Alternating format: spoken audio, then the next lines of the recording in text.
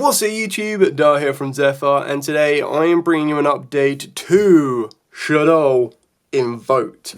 So Shaddoll Invoked has been one of my favourite decks for a long time, going all the way back from like Duelist Alliance format when the Shaddolls were first introduced, working all the way with the Invoked inclusion, which unfortunately did kind of suffer in its competitive value during COVID because we got the structure deck for the Shaddolls literally just before COVID lockdown started to happen, so it never really got to shine as much as it would like to in competitive scene in physical play.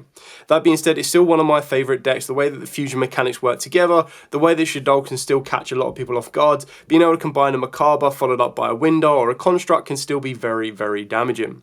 So I'm going to take you through this entire profile, show you what we've got and explain why we've got it. If you want to see more Duelist Alliance updates, maybe stuff like Performer Powers, your Shatella Knight, and of course stuff like Burning Abyss, then let me know in the comments down below and I'll be more than happy to bring you more updates like that, because that was the format that brought me back into the game all those years ago. So I'm always happy they kind of have like a soft spot in my place with those type of decks. So, with all of that out of the way, I'm going to dive headfirst into the Shaddoll cards. Now, the lineup on this one is pretty similar to every typical version that I do with Shaddolls, because it's very rare that you need to change these ratios depending on the format. So, 2 Schemata, backed up by the 1 Dragon, Beast, and Hedgehog. Now I'm going to talk you through their effects because for those of you that are new to Shaddolls, they were a flip style mechanic, but they also had effects that when they were sent to the graveyard via card effects, they would then be able to trigger additional effects as well, but you can only use one or the other. So the flip effect of Schemata is you get to target a monster on the field and then destroy it. So back in the day, that was actually quite a powerful effect because we don't have as many we didn't have as many removal cards back then when we did. Its sent to graveyard effects, it lets you send a Shaddoll card from the deck to the grave, which is quite useful because you do have cards like Construct that can allow you to recycle them back. Dragon's flip effect is target a card your opponent controls and return it to the hand. Its send effect is to target a spell or trap and destroy it. Beast flip effect was draw 2, discard 1. Its send effect was just to destroy 1.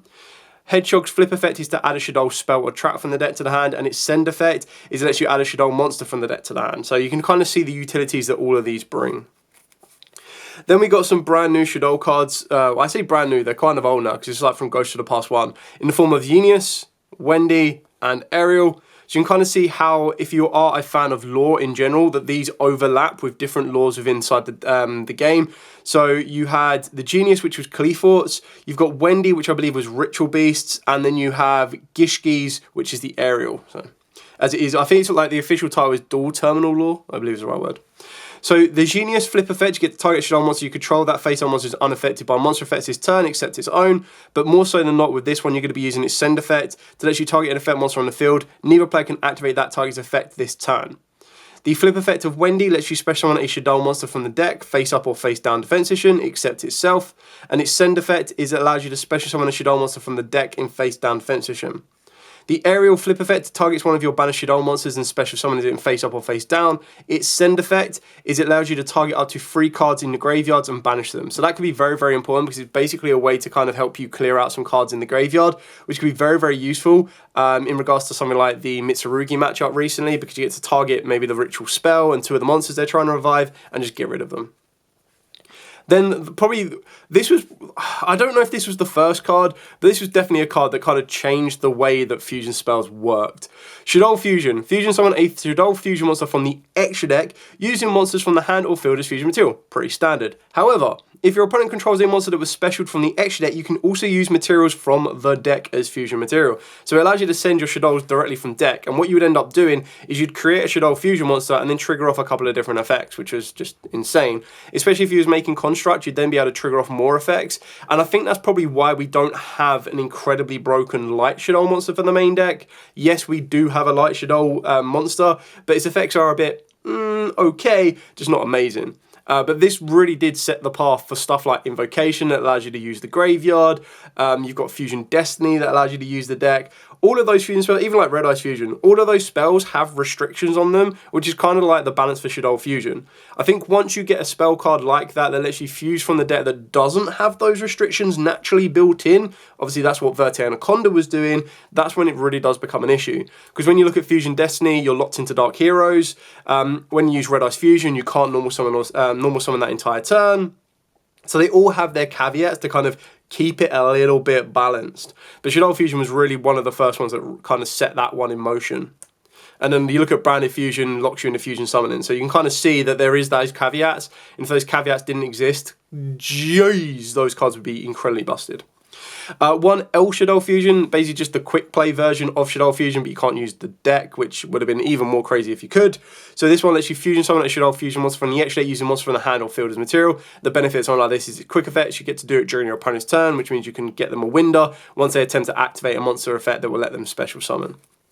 Then for the trap cards, you've got the one Resh Shaddoll and the one Shaddoll Schism. So Resh lets you target a monster in your graveyard and special summon it in face up or face down defense. You can banish this card and a Shaddoll card from the graveyard to then activate one of these effects. Change a face down monster you control to face up, change a face up monster you control to face down. So the benefit is it will allow you to trigger your flip effects of your Shaddolls early turns.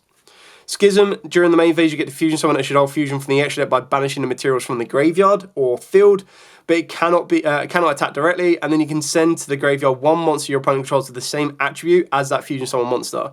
So if you summon a dark, you can send a dark, if you summon a light, you send a light. So that's it for the Shaddoll lineup. Pretty standard on this one. Unfortunately, you can't play too many flip Shaddoll effects or like too many of the Shaddoll monsters because you're mainly going to want to use them for their send effects. And the only reason you play Schemata at 2 is because its send effect is just quite useful to help you get rid of those. Like, not only will you trigger a send effect, but you also get to deck fin a little bit, and that's where you're going to get the most use out of it. For the Invoke lineup, pretty standard on this one. Free Alistair, free Meltdown. Now the benefit of Meltdown is because it protects your fusion summons in general, it actually lets you protect your Shaddoll monsters as well. 2 Invocation, 1 Terraforming. Nothing more really needs to be said about this lineup. It's pretty standard. The only time you might change it is maybe play 2 Meltdown, or you just cut out the Terraforming. But other than that, I can't imagine this going to be any different on most builds. And then I am playing the Nadier Package. Now the reason we're playing the Nadier Package is if you wanted to, you can play Cartesia and Quem in the deck. That's completely fine. I've kept it very simple and I'm just playing the one Dogmatica Maximus. But if I wanted to play the Quem and Cartesia, I would take out the card that I'll show you in a minute, plus the Maximus, and that might start opening up some options for you. But the idea behind this is Nadier's Servant can send, and preview I am playing Super Poly in this deck. It can send Super Poly targets to get you draws. It can send you targets to give you destructions. It can also send you your app clone very simply so that you can set up a window during your opponent's turn if they've stopped you getting access to El Shidal Fusion or Shidal Fusion. So this is a very flexible engine. You can take these 4 cards out and then you'll be able to utilize any 4 cards you want, whether that be Quem, Cartesia, Shadow's Light, even more hand traps, entirely up to you. The one benefit that a lot of people forget about Nadier Servant is it lets you send a monster from the extra deck to the graveyard, but then you get to add a Dogmatica or a Fauna Hours from the deck or grave. So if I was to activate something like Shidal Fusion and fuse with the Maximus from the deck instead, I could still activate Nadier Servant to add the Maximus back from the grave. So that's for like a way to, I say technically play around Droll, but you'd already be in Droll territory when you activate Nadier Servant.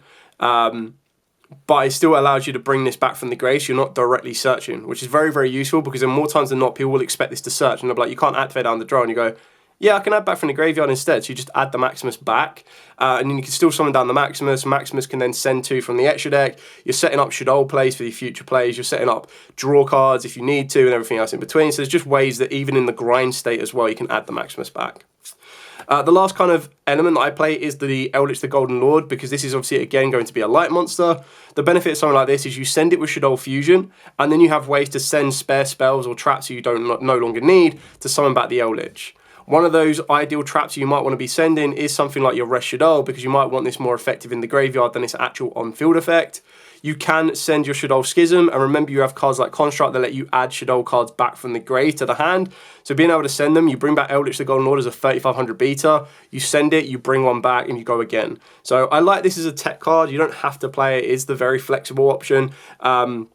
So yeah, pick and choose it as you see fit. It's just one of these cards that I think that this 5-card engine could become Shadow's Light with Quem and Cartesia. Obviously more so you might want to consider keeping the Nadier Servant. It can become more hand traps. It can become entirely whatever you want.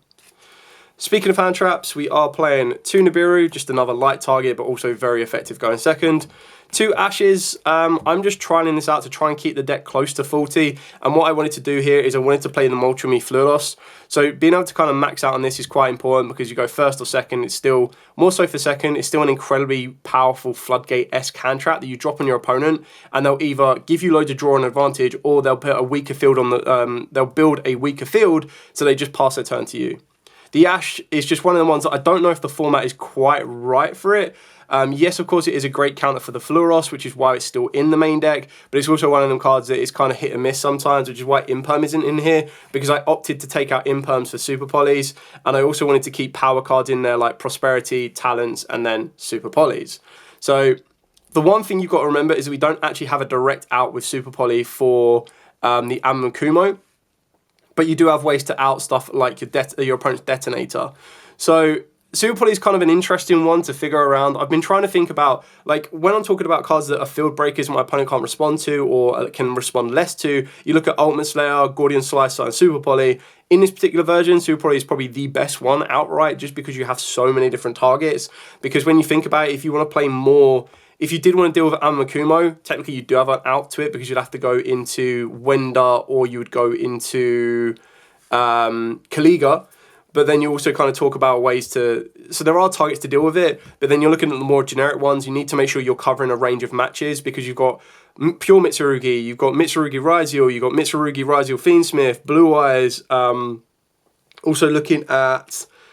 trying to think of the other cards, the other Malice. There we go. That was the deck I was trying to think of. You'd also have Malice, so you'll see when the extra deck you've got loads of different Super Poly targets. But that's when you could kind of adapt it and change it to the environment you're taking it to. If the environment you're taking to doesn't need to worry about a particular type, because there's no less so Mitsurugi's, like I think Mitsurugi, because it's cheap and easy to pick up, like, well, cheaper than Malice. There's probably going to be more of those floating around, so that's the one you need to be looking for. Moving on to the extra deck, for the Invoke monsters, because I'm relying on it less and less, we've got the Invoke Macabre and the one Kaliga. Now, the space is a little bit tight because I have so many Super Poly targets, but I'll talk you through those as we go. Yes, the downside to this one is you're only really ever going to resolve your invocation once. And what I mean by that is, you'll go first, you'll make the Macabre or the Kaliga, you'll go second, you'll make the Macabre or the Kaliga. I did want to put a Geddes in here, and I'm just debating what cards I want to cut, because if I show you the Shaddoll cards of 2 Winder, 2 Construct, and the 1 App Cologne, the arguable space that you could free up would be 1 Construct or 1 Winder. So it depends if you want to go for a slowed grind state game, and then you'd be making Winder plus your Kaliga. If you want to be making a more aggressive play, you're going to be going Construct with your Macabre, and then you can set up a Winder as well. So this is your Endfield, and what you're trying to look for, and you're really locking your opponent down. Construct obviously gets to clear out any special summon monsters, and then you're trying to push through from there. So there are flex spots in here. Again, you'll see that with the Super Poly targets, there'll be cards that you can change depending on the environment you're going to and what you're going to face. So it kind of gives you a bit of flexibility. I do highly advise you find a way to put Geddes in here. You can put Purgatrio in here as well, but if you want to put Purgatrio in, my biggest issue is to make Purgatrio as consistent as possible without relying on your opponent to have Ash Blossom or you to have Ash Blossom. You need to be playing the Almirage into Secure Gardener. There's also the Gravity Controller that you turn your El Shaddoll construct in to then allow you to add a card back from the grave. But I am playing a very small,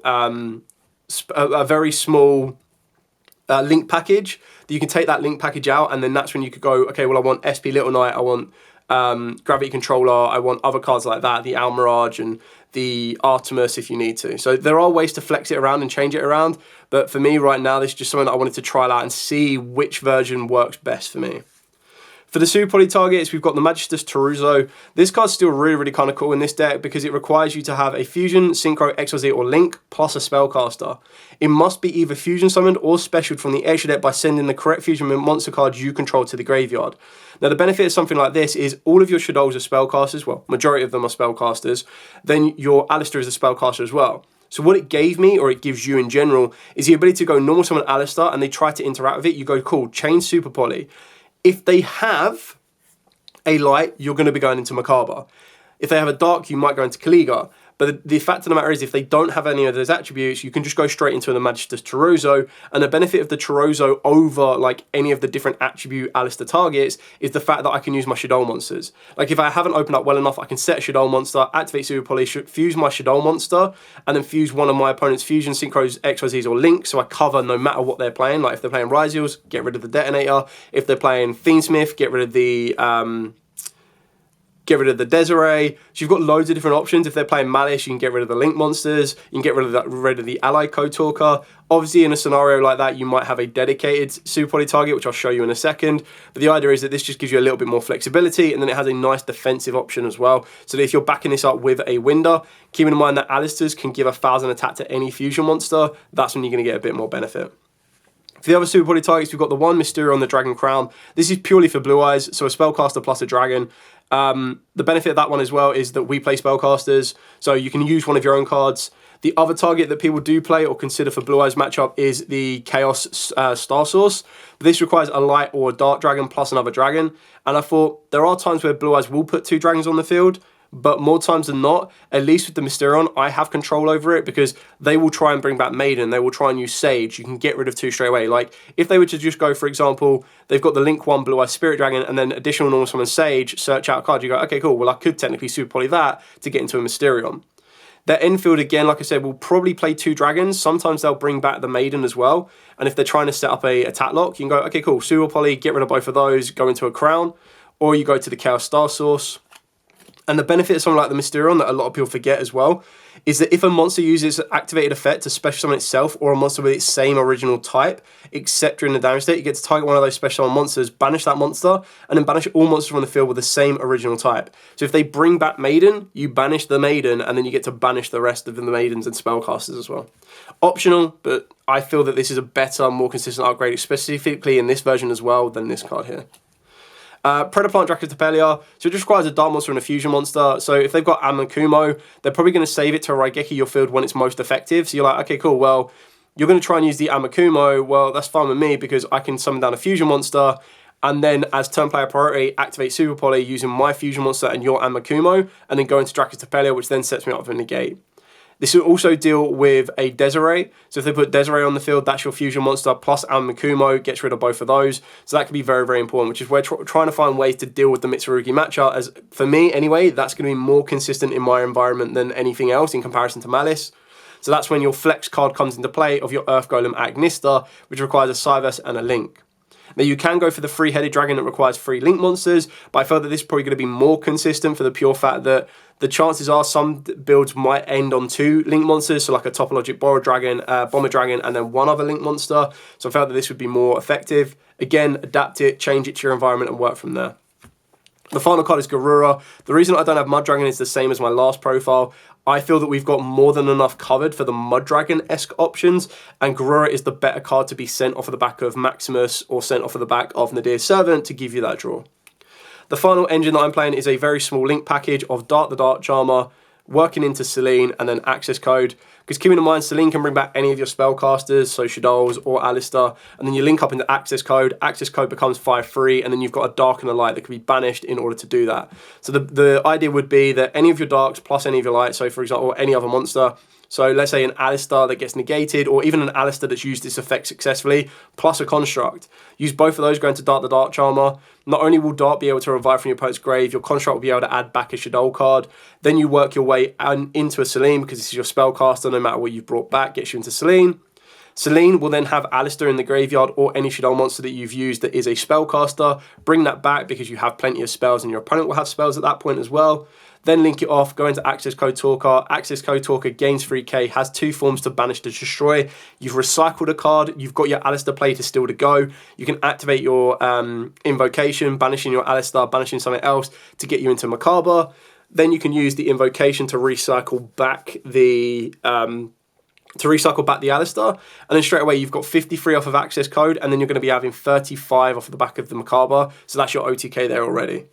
It is entirely optional to you on that one. This is where the space for like a Grand Grignol and the targets off of the back of Quem can be put into place if you wanted to, and the Cartesia and the Grand Grignol itself. But I felt that having the link option can really kind of catch your opponent off guard sometimes as well, and cause them a couple of different issues.